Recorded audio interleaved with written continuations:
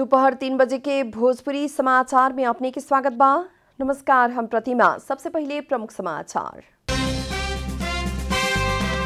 Nepal communist party नेकपा के अध्यक्ष एवं प्रधानमंत्री केपी शर्मा ओली के सचिवालय बैठक में सहमत करावे के प्रयास जारी। सहमत न भइला पर औपचारिक बैठक बुलावे के तैयारी। नेपाली कांग्रेस के पदाधिकारी बैठक आज बैठ रहल। देवा निवास बुढ़ा नीलकंठ में बैठल बैठक 14वां महाधिवेशन केंद्रीय। बैंक ऑफ काठमांडू और हिमालयन बैंक द्वारा चीन की अदालत में लड़ रहा मुद्दा पक्ष में फैसला। चाइना कंस्ट्रक्शन बैंक कॉरपोरेशन से दोनों बैंक की रकम फिरता मिली।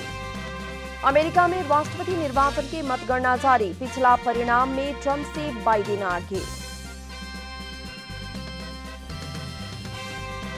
आज Southampton English Premier League football के शीर्ष स्थान में न्यूकैसल यूनाइटेड 2-0 से हारल।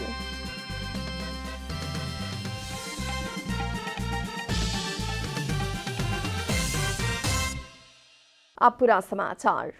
नेपाल कम्युनिस्ट पार्टी नेकपा के अध्यक्ष एवं प्रधानमंत्री केपी शर्मा ओली के केंद्रीय सचिवालय बैठक में सहमत करावे खातिर असंतुष्ट पक्ष के सदस्य सब बालुआटार पुगल पानी। करीब 3 घंटा पार्टी केंद्रीय कार्यालय धुम्बाराही में छलफल करके उ लोग लिखित पत्र के साथ बालुआटार पुगल बाटे लोग। पार्टी के प्रवक्ता समेत रहल नेता नारायण काजी श्रेष्ठ धुम्बाराही में छलफल करके अपना सब बालुआटार पुगल बतौले बानी। श्रेष्ठ सहित दोसर अध्यक्ष पुष्पकमल दाहाल, वरिष्ठ नेता सब माधव कुमार नेपाल, झलनाथ खनाल आ उपाध्यक्ष वामदेव गौतम करके 5 जने बालुआटार पुगल बानी लोग।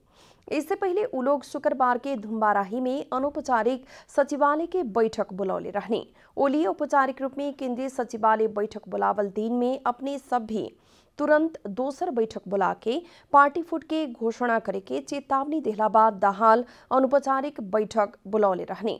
पार्टी में विवाद बढ़ते गए बिरिया आज ओली केंद्रीय सचिवालय बैठक बुलावेला सहमत ना भइला पर दाहाल खुद औपचारिक बैठक बुलावे के तैयारी कैले बानी है। पार्टी के आंतरिक विवाद मिलावे खातिर बैठल नेपाली कांग्रेस के पदाधिकारी सबके बैठक आज बैठ रहल बा। पार्टी सभापति शेरबहादुर देउबा के निवास बुढ़ा नीलकंठ में जारी बैठक में खास करके फागुन में तय कल गए 14वां महाधिवेशन कैसे संपन्न करे के विषय में छलफल केंद्रित बा। पार्टी के विभिन्न विषय में धारणा रखे के क्रम शुक्रवार की भी जारी रहे। अभी भी कुछ वक्ता से धारणा रखे के निष्कर्ष में पुगेला। शनिचर के फिर बैठक के नेता रामशरण महत जानकारी दिले रहने। शुक्रवार की बैठक में कोषाध्यक्ष सीता देवी यादव, केंद्रीय सदस्य सब डॉक्टर रामशरण महत, doctor Minendra Rijal, NP Saud लगायत 14वां महाधिवेशन फागुन में करे में समस्या रहला पर भी बहुत ही दुर्मिति रखे के ना मिले के धारणा रखले रहने लोग।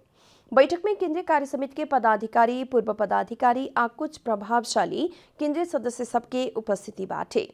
पार्टी के वरिष्ठ नेता रामचंद्र पौडेल सहित के 27 अन्य केंद्रीय सदस्य सब सभापति देउबा के बुझावल ध्यानाकर्षण पत्र के विषय के निष्कर्ष में ले जाके कार्तिक 24 गते केंद्रीय कार्य समिति के बैठक के तैयारी करे के सुझाव दिले रहे लोग। नेपाल स्वास्थ्य अनुसंधान परिषद कोविड वैक्सीन के खरीद प्रक्रिया आगे बढ़ावल जनौले बा।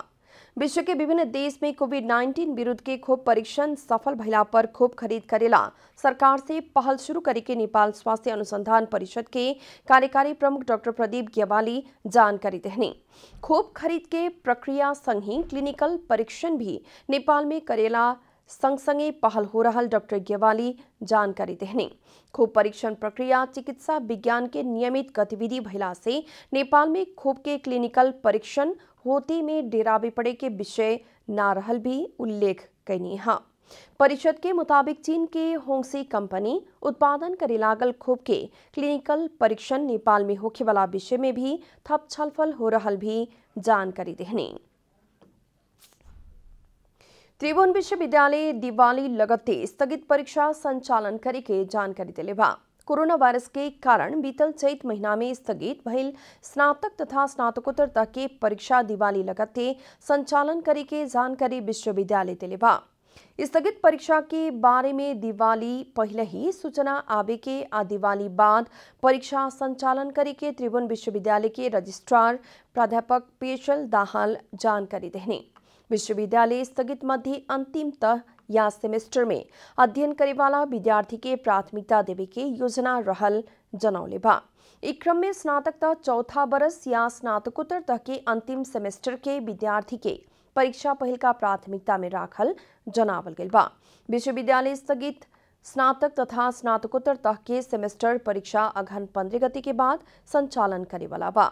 विश्वविद्यालय वार्षिक परीक्षा प्रणाली मुताबिक अध्ययन करे वाला विद्यार्थी के परीक्षा अगहन अंतिम से संचालन करे वाला बा। विश्वविद्यालय काठमांडू में आ सके वाला अवस्था के विद्यार्थी के इहमे परीक्षा ली आ ना आ सके वाला विद्यार्थी के काठमांडू बाहर के केंद्र से भी परीक्षा देवे के सुविधा उपलब्ध करावल जानकारी दिले बा। पाल्पा जिला के माथागढ़ी आ बगनासकाली गांवपालिका जोड़े वाला तिनाउ नदी में पुल निर्माण होखे वाला बा। माथागढ़ी गांवपालिका के वार्ड नंबर 1, 2, 3 आ बगनासकाली गांवपालिका जोड़े वाला माड़ीफाट के बदबारी में पक्की पुल निर्माण होखे लागल है। पुल निर्माण होखे वाला भइला बाद माथागढ़ी आ बगनासकाली गांवपालिका के स्थानीय सब में खुशहाली छाइल बा। प्रदेश सरकार के सहयोग में बने लागल इ पुल से आवत जावत में सहजता होखे के साथ ही व्यापार व्यवसाय प्रवर्धन में भी सहयोग पुगे के स्थानीय के कहना बाटे। लुम्बिनी प्रदेश भौतिक पूर्वाधार विकास मंत्रालय के मंत्री श्री बैजनाथ चौधरी पुल के शिलान्यास कैले बानी। पुल निर्माण के काम तय भइल समय से पहले ही संपन्न करे के लुम्बिनी प्रदेश सरकार जानकारी दिले बा। कंचनपुर के महाकाली नगरपालिका में होखे के कहल सुखा बंदरगाह के निर्माण खातिर प्राविधिक टोली अध्ययन शुरू कैले बा। सुखा बंदरगाह संग ही अंतर्देशीय व्यापारी केंद्र समेत स्थापना होखे वाला क्षेत्र के प्राविधिक मूल्यांकन शुरू भइल है। सुखा बंदरगाह संग ही अंतर्देशीय व्यापारी केंद्र बनला बाद इस क्षेत्र के विकास होखे के आशा कैल गेल बा।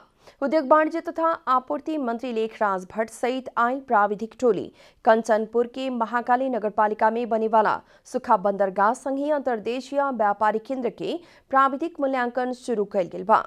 कंचनपुर के महाकाली नगरपालिका के स्थित मायापुरी आ शिवशंकर सामुदायिक वन क्षेत्र में सुखा बंदरगाह संग ही अंतर्देशीय व्यापारी केंद्र समिति स्थापना होखे के जनावल गेल बा।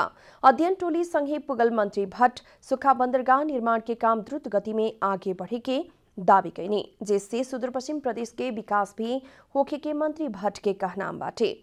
सुखा बंदरगाह निर्माण खातिर 6 खरब रुपया से बेसी लगानी लागे के अनुमान भी कैल गेल बा।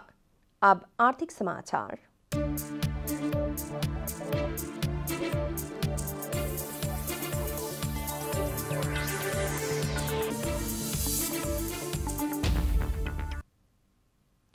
बैंक ऑफ काठमांडू लिमिटेड आ हिमालयन बैंक चीन के अदालत में लड़ रहल अंतर्राष्ट्रीय ठेका के पेशगी आ गारंटी भुगतानी मुद्दा जीतले बा। दोनों बैंक अंतर्राष्ट्रीय ठेका के पेशगी आ गारंटी भुगतानी प्रकरण में नेपाली बैंक की तरफ से दर्ता करावल पुनरावेदन मुद्दा जीतले बा। नेपाली मूल के चीनी अधिवक्ता डॉक्टर गांधी पंडित सहित वरिष्ठ अधिवक्ता शैलेन्द्र दाहाल मुद्दा में बैंक ऑफ काठमांडू लिमिटेड आ हिमालयन बैंक के पक्ष में बहस पैरवी कैले रहने। मेलम्ची खानेपानी परियोजना में बैंक गारंटी रहल बापत बैंक ऑफ काठमांडू के 90 करोड़ आ हिमालयन बैंक के 66 करोड़ करके 1 अरब 56 करोड़ रुपया 8 बरस से अल्पत्र रहे। मेलम्ची खानेपानी परियोजना के ठेका प्रकरण में चाइना रेलवे 15 ब्यूरो नामक चीनिया कंस्ट्रक्शन कंपनी अल्पत्रे पड़ल दोनों बैंक के पैसा आबे किस्म से निर्णय भइल बाटे। 8 बरस से अल्पत्रे बैंक सब के पैसा फिरता मिले के निर्णय से अंतर्राष्ट्रीय ठेका प्रणाली में नेपाल ऊपर लागल आरोप सबके खंडन भइल भी अधिवक्ता पंडित जानकारी दिले बानी। नेपाली दोनों बैंक चैत 2065 में मिलम्ची आयोजना में काम करेला ठेक्का मिलल चीनिया ठेकेदार खातिर काउंटर गारंटी बैठल रहे। अदालत अंतर्राष्ट्रीय अभ्यास के आधार में मुद्दा के फैसला करे के कहला बाद झिंगजू इंटरमीडिएट पीपल्स कोर्ट में पुनरावलोकन करके नेपाली बैंक सबके पक्ष में शुक्रवार के फैसला सुनौले रहे। अब चाइना कंस्ट्रक्शन बैंक कॉरपोरेशन से दोनों बैंक के आपन रकम फिरता मिल सकी। भोजपुरी समाचार में अब अंतर्राष्ट्रीय समाचार।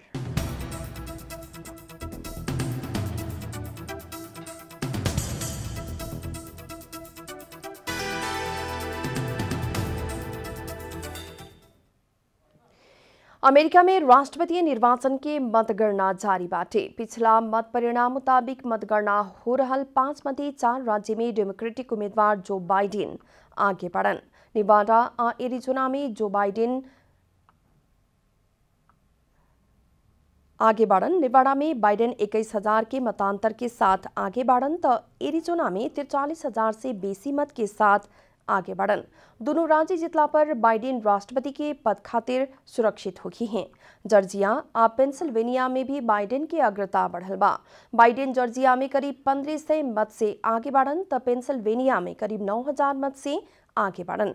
नॉर्थ कैरोलिना में ट्रंप आगे बढ़न तब बाइडेन नेवाडा के 6, एरिजोना के 11, जॉर्जिया के 16 और पेंसिल्वेनिया के 20 सीट में विजय हासिल करके उनकर इलेक्टोरल सीट की संख्या 3 से 6 पुगल बा। अंत में प्रमुख समाचार फिर एक बेर।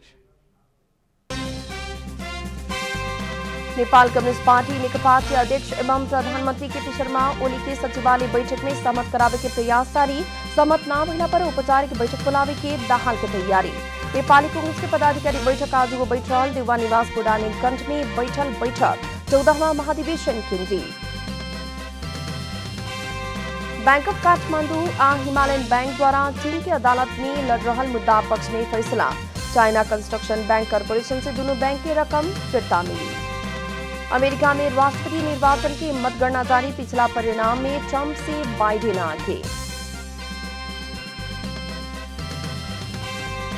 Southampton English Premier League football के शीर्ष स्थान में न्यूकैसल यूनाइटेड 2-0 से हारल।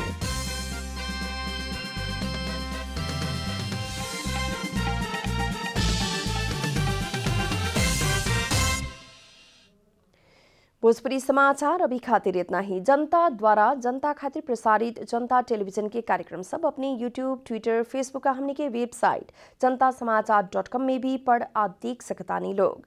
सूचना में अपने की सहभागिता, समय में समाचार, हमने के प्रतिबद्धता। नमस्कार।